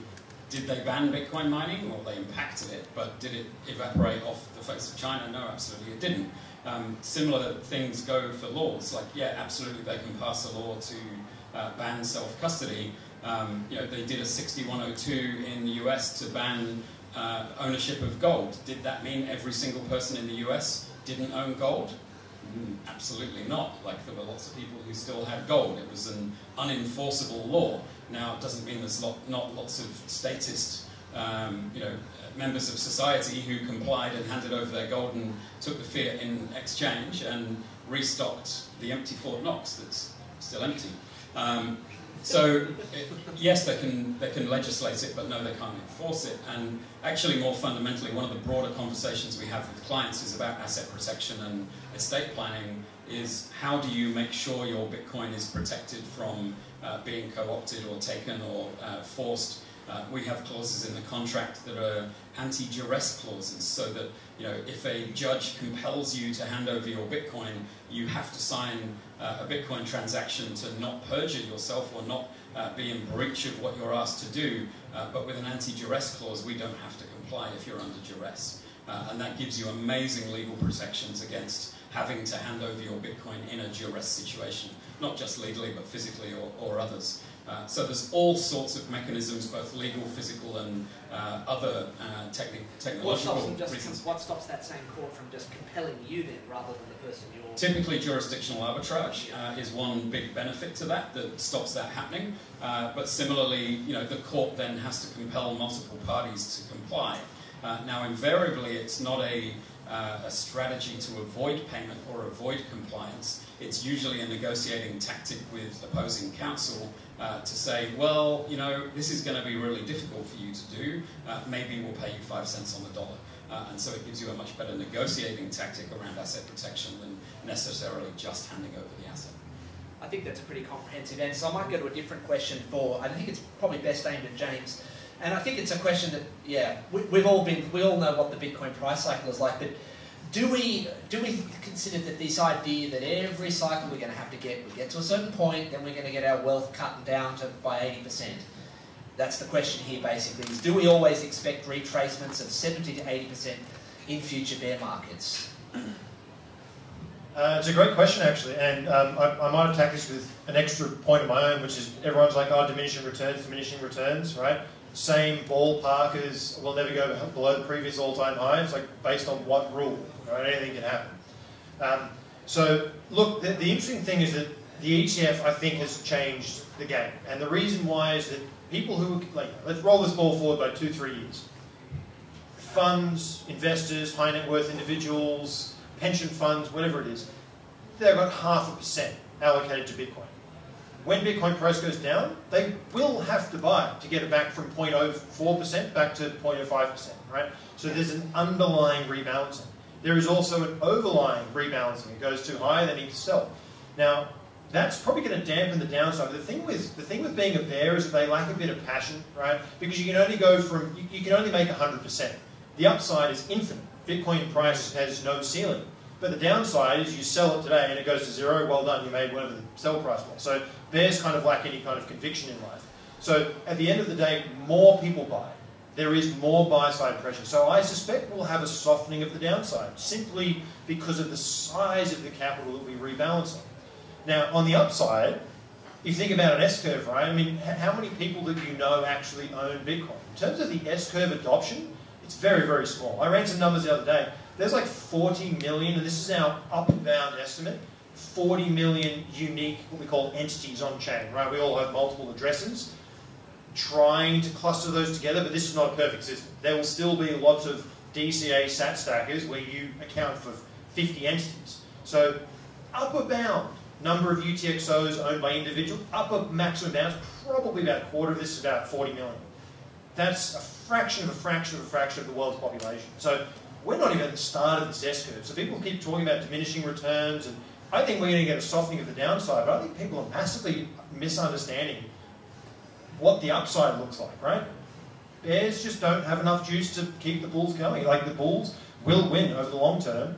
So diminishing returns, I think, gets blown out, and I think that we do get less to the downside, right? Next thing we'll be down at 95%, I'll eat my words. Well, while you're there, James, it may as well just cover, it's a similar thing based on that. Someone's asking again, based on the CAGR of the last 5 years was 49%, so it's a compound annual growth rate, for those who are not in all those acronyms. Thoughts on the compound annual growth rate for the next 5, 10 and 20 years? So you kind of answered that with, it's not necessarily diminishing returns, but more. No, that's a great question. Actually, strange enough, I built a CAGR chart for my site literally the other day. So I don't know. The answer is I don't know where the CAGR is going to go. A lot of people get, it kind of oscillates around. Depends what your 4-year measurement point is, right? You're measuring over a 4-year period. Well, is that 4 years at the bottom of March 2020 or at the top of December 2017? So there's kind of like a reference bias that comes into it. But, the reality is that we could get these, if we get an uptick in the S-curve, right, and we move from this early adopter phase, I mean, it's probably even early in the earlier adopter phase into like the early majority, where everyone has 0.5%, and then everyone has 1%, and that 1% goes to 2%, and they sell it down back to 1%. Then it goes to 5%, they sell it back down to 1%. And then they go, God damn, I need 10%, and they buy 10%, then it goes down 90%. Right? This is the way that it's probably going to happen. Who knows where that compound annual growth rate goes? But I mean, again, what the current market environment, from my eye, is much closer to 2016 than 2020, which is kind of an interesting thing to wrap your head around because it's very spot driven. The market right now is the most spot driven that I have seen at the time I've been analysing Bitcoin. And you know, I came in not 2017, in 2018, kind of the first end of it.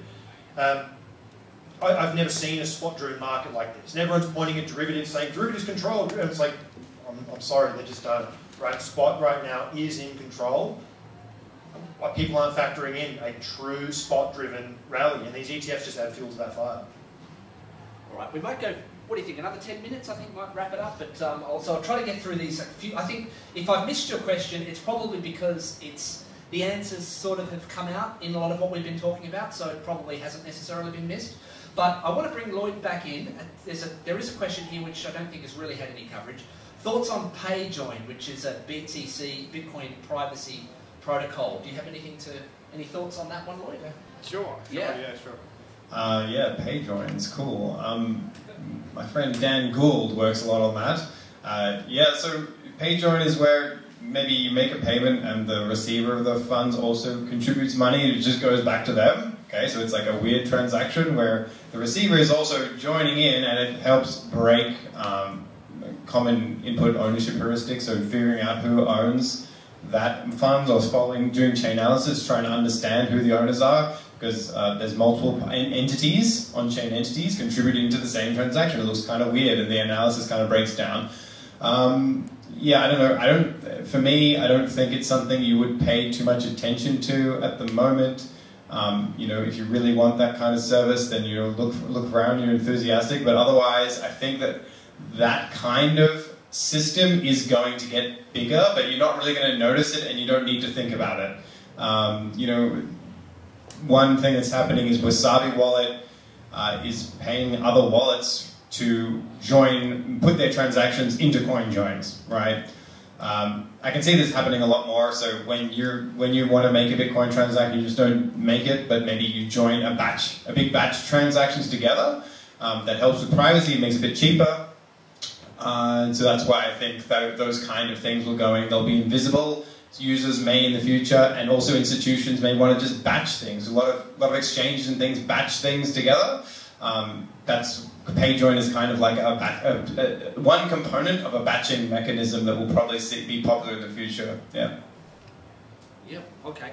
It's got 3 votes, but so I should ask it. But and this would be a good one for you. What's the psychology? Someone wants to know why they keep buying the top of the market.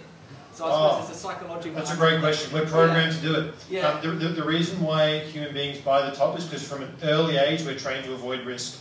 Don't fall on the swing, don't fall on the concrete, don't ride the skateboard. We're trained to avoid risk. So when is the least risky time to the uninformed market participant? When all of their friends in the news and the TVs telling you should go and buy this thing. Of course, the reality is the opposite. Yeah, the reality is the exact opposite, because that's the exit liquidity everyone's looking for. So we are trained, and this is why traders have like a 95% failure rate, because you have to become a robot to be like an actual trader. You must become a robot where your emotions do not dictate. You purely work off sometimes instinct, but you have to reverse everything you know about the way the world works in order to survive in markets. We're just not programmed to win in them. James, I think this will be a good. Michael, this will be a good one for you to take a swing at. Sure. What gives you confidence that Bitcoin will be here in 30 years? Okay, give you confidence that Bitcoin will be here in 30 years. Well, firstly, it doesn't have any moving parts. So as a protocol, it's sort of like oxygen, like it's made out of these things that we can't sort of pull apart, and that's maths, cryptography, and thermodynamics. So like all those things blended together, they are the building blocks of it. If anyone needs to recreate Bitcoin, that's the things they need to recreate it. So that makes it really hard because it means the attack vector or the attack surface is quite low, because now we don't have a rug to pull out from underneath it from a technological standpoint in certain areas. Now the next part is we don't have we're not coordinated enough as humans to break it. We are just not. Firstly, we can't fire weapons at it, and weapons have been the main primary way that we ever displace energy. We can't displace this. It's got to be, to kill it is near impossible. I genuinely look at it and think about it every single day. How is this going to break? And I can't find a way that it does. How many nodes are there at the moment? There must be tens of thousands? Maybe 15,000. No, they're only the reachable ones. If you go to Tor, it's hundreds. So, you'd have to take down every one of those. Every single one of them, you've got to knock off the hard drive. No, you just need the hashing power.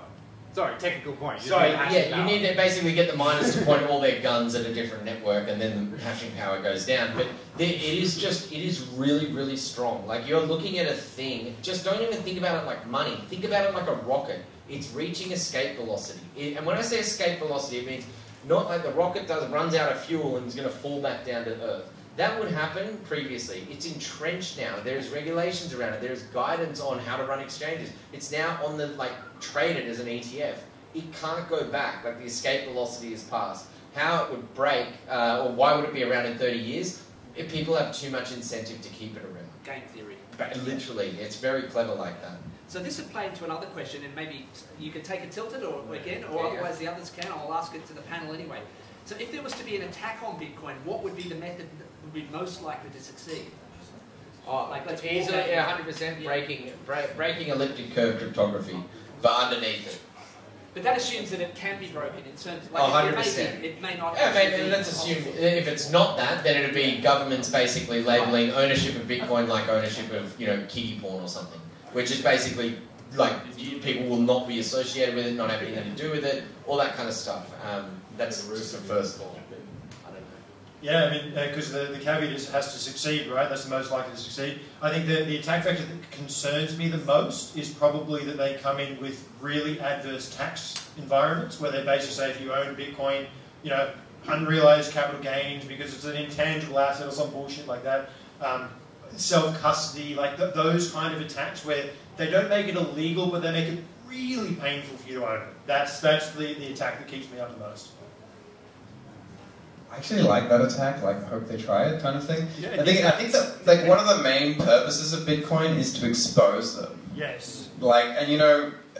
If we fully expose them and we just do nothing about it, everyone does nothing about it, we kind of deserve it. We kind of deserve the hell we've built. So it's it's a tool, it may be a tool for financial, it's at least a tool to expose the people who rule over us. So yeah, that would not be a failure. That would be kind of like a weird success case for me. But in terms of actually shutting it down, like a technical shutdown of the network, which is the total failure, I guess, that would require nation states to coordinate, like Michael mentioned, in a way that hasn't been done before. Enemies, Russia, China, and all these guys coordinating with each other to try and destroy the network, so to try and take over hash power, coercively take over hash power, and therefore leak into the market that they are going to destroy it, and have us not be able to do anything about it, and then crash the price and just end the project. I don't even think it ends. I think it just restarts in a different way. Maybe probably keeping the same UTXO set. So I think it'll just set us back some time. It's kind of like a reset button, but you have to build it up again. But I think probably what the UTXO set is probably going to live forever. Probably that's the thing that will keep going no matter what. Yeah. Now, Lloyd, while you've got the mic, one more question that might be good for you. What are your thoughts and arguments against ossification of the blockchain, not changing the code at all, as it ossifies? Okay. Arguments for and against. 4 is we've got everything we need to win already. So that's the main thing. There is no technical thing. If we didn't have it, we couldn't do the mission of Bitcoin, which is. There's a big argument about the mission of Bitcoin, which hasn't really been settled. I have a very strong opinion of it, but that's not the question, so I'll leave that aside. But from what my definition is, we can already do it with the way it is.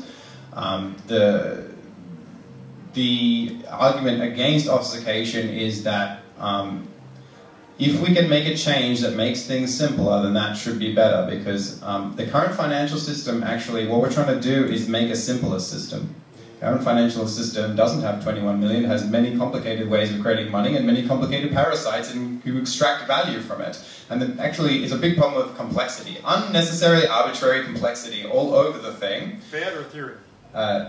Well, that's why the RBA chooses Ethereum as its, testing pilot thing, because they see like, oh yes, there's a lot of interesting, third-party parasites we could stick into that smart contract there. I mean, it's just so overly complicated. Oh yeah, liquidity providers in a what they call the automated market makers, like, because there was something really big a problem with market makers before, like that we needed to solve. Actually, no, it just made it more complicated than before, right? And that's a good place to put in. Complexity is a good place to put your hidden parasites, right?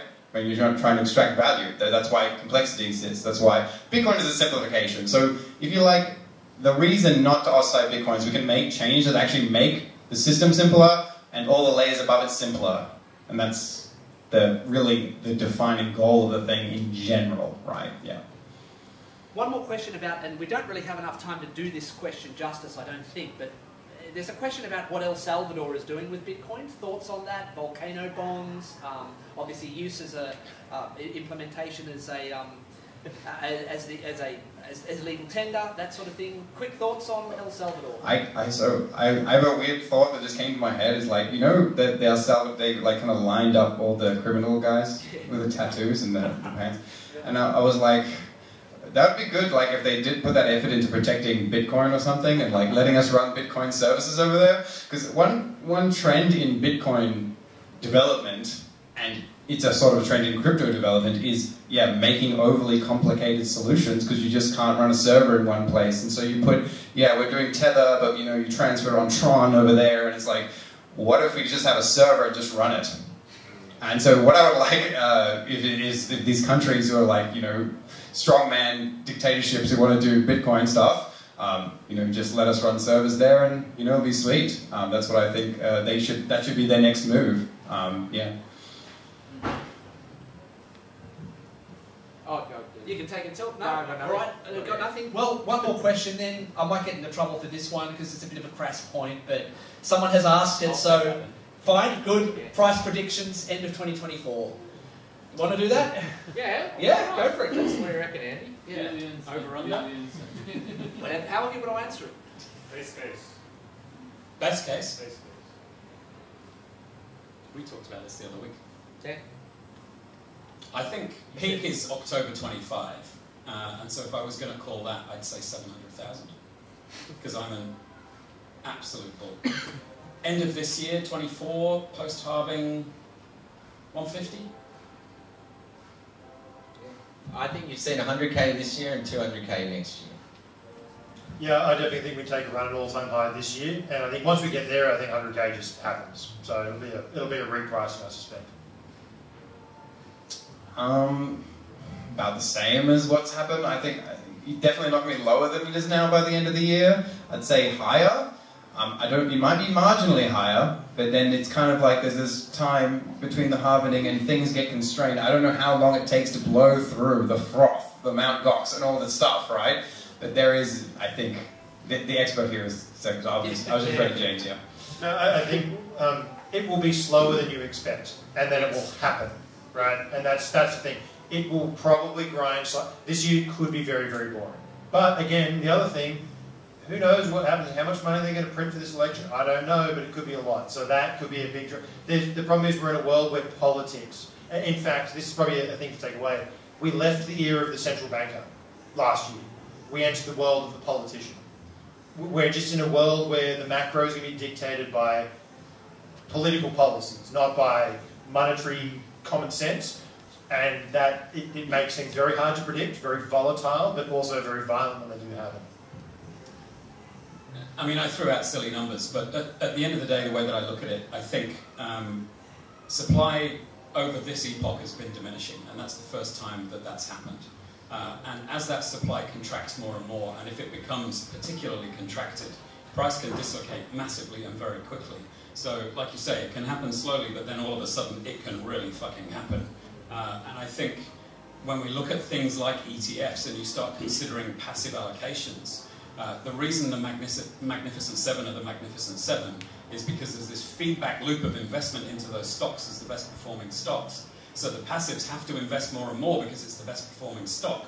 Now there's every chance that Bitcoin becomes the Magnificent Eight all by itself because of that passive reallocation of things. So we could potentially end up in a crazy feedback loop that causes price to massively dislocate to the upside. But then I thought that before the ETFs launched, and I was entirely wrong. So don't listen to me, but I think there is every chance that crazy shit can happen.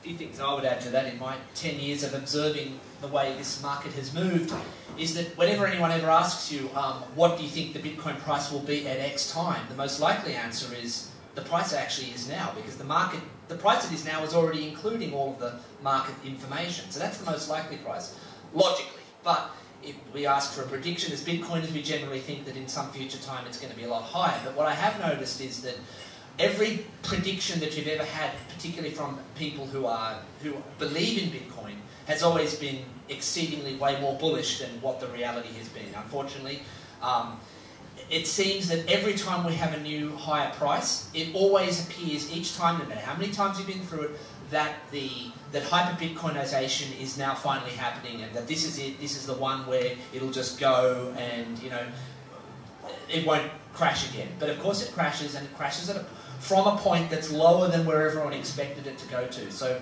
when you hear these sort of God candles going to $1 million and this sort of thing in this sort of time, I'm a bit more jaded over the years as to the real likelihood of that happening. It really just never works out that way. My caveat to that is that diminishing supply.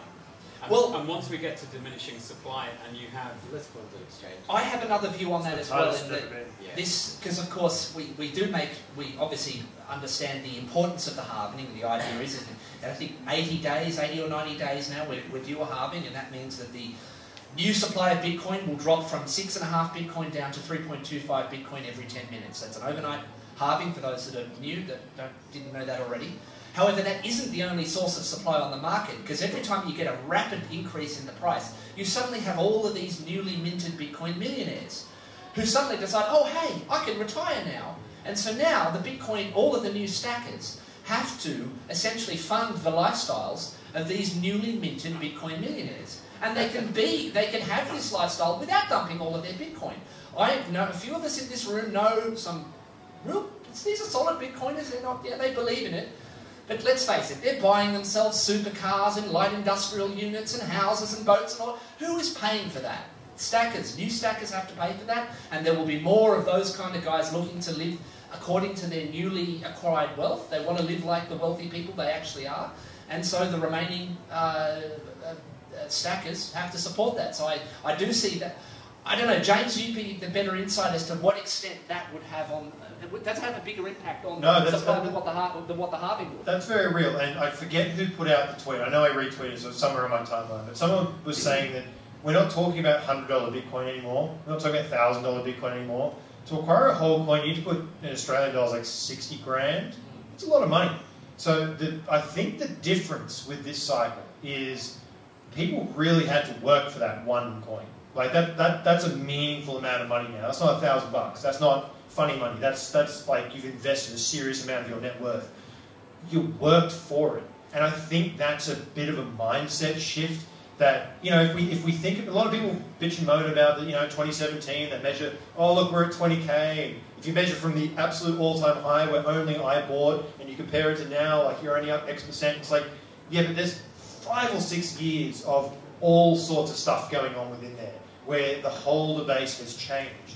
And that holder base, as I mentioned before, we've kind of left the world of the OG whales. The OG whales are going to be the ones feeding their coins via OTC into these ETFs, right? They're the ones who, they now have a way to finally exit and retire and disappear, and it's JP Morgan buying their coins, not us. So in a way, there's kind of this off-boarding mechanism for these big guys, and most people, right, if you've been buying the last 5-6 years, even if we go 10x, yes, it's absolutely life-changing, but it's not like multi-billionaire status, right? We're not talking about minting trillionaires. We're talking about people who now just have a comfortable life for the rest of their life.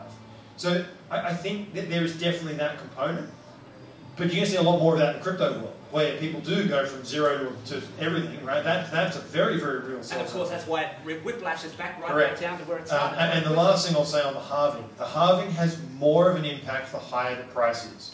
So because you measure it in dollars, right? So it's dollar sell side pressure. If you've got $1 billion a year coming into the market and then you halve it, that's 500 million, right?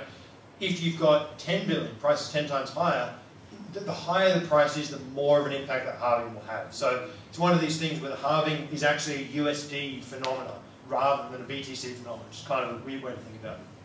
Yeah, well, I think on that, I think we should thank our panel. It's been a really long one tonight. And thank you for everyone for coming tonight. It's good to see still such a full room at 10 minutes to 9. A few final announcements. Is Dylan still there? Dylan's still in the room. Bitcoin Alive coming up. So the tickets are on sale for that, obviously. You want to say? You can say a few words. Thanks, JP. Not sure if everyone is aware of this, but Bitcoin Alive, Australia's only Bitcoin-only conference, is taking place on the 23rd of March at the UNSW Roundhouse. We'll have all of these guys. Lloyd, hopefully you? Yeah, me. Yep. Just needed one last one that we needed to clarify. But all of these guys are speakers, plus many more. It's on a Saturday, all day long. We'll have a beer garden outside, food trucks, live mining, immersion mining demonstrations, main stage with panels, interviews, presentations. We'll have a secondary stage as well as a workshop stage this year. We're also planning something special on Friday night before the conference, so keep that one in your diaries, and also Bitcoin Sydney meetup. Yeah, so the meetup for that month. So for March, the meetup will be the Thursday prior. What date's that? The Thursday, the 21st. So it's sorry. Saturday's the 21st. Yeah, so it'll be so 21st, it'll be the 18th then. So the Thursday, the 18th of March, will be the meetup that we'll have here. No, it's 21st. It is the Thursday, the 21st. Yeah. Oh, sorry, it's Saturday, the 21st. Okay, so Thursday, 21st. That's okay. Will be the meetup for March. It'll be here. We'll have the whole top 2 levels. Obviously, we'll have many of the guests that are coming interstate and internationally as well. Hopefully, as many of those will come along for that meetup here. So that'll sort of be a sort of reception event like we did last year for the opening of Bitcoin Live. In fact, it's going to fit in as a sort of broader Bitcoin week being planned. There's also the Bush Bash. Bitcoin Bush Bash, which will be the weekend before that. All of this stuff, we'll have this obviously on our meetup page in the Telegram groups as well. But if any of you have been, who's been to a Bitcoin Bush Bash before? Oh, a good half of the room. Yeah, that's great. So those, I think of them as sort of 2 and sometimes 3 day long grassroots conferences. They're not kind of conferences, they're kind of more like this, but with ongoing presentations and opportunities to socialise with Bitcoiners from all around the country. So the next one of those is going to be held down in Beechworth, just down south, just slightly south of the Victorian border. So that always draws a big crowd. So that's getting to easily 100 people from all around the country at each one of those. As for this meetup, we'll be back here in next. So Wednesday the 21st of next month. I think it's another 21st. So we'll be back here in a month. We've got a few things planned for that, but again, it'll be on our meetup page and Telegram group as well. So, were there any other announcements anyone wanted to make at all? Of course, Bitcoin. Oh yes, for Bayani, you've got your Bitcoin Beaches? Northern Beaches. When's the next one of those? It's 3rd week of next month. 3rd week of next month. Okay, yeah. So we'll get back for this on our usual. We haven't quite been for the beginning of the year on our usual 2nd Wednesday of the month cadence for this, because of the differences in January's tricky, and then there's obviously we need to fit in with the other activities in March, but eventually we'll get back. But in the meanwhile, keep your eye on the meetup page and Telegram. But otherwise, thank you very much for your attention tonight, and we'll see you next time.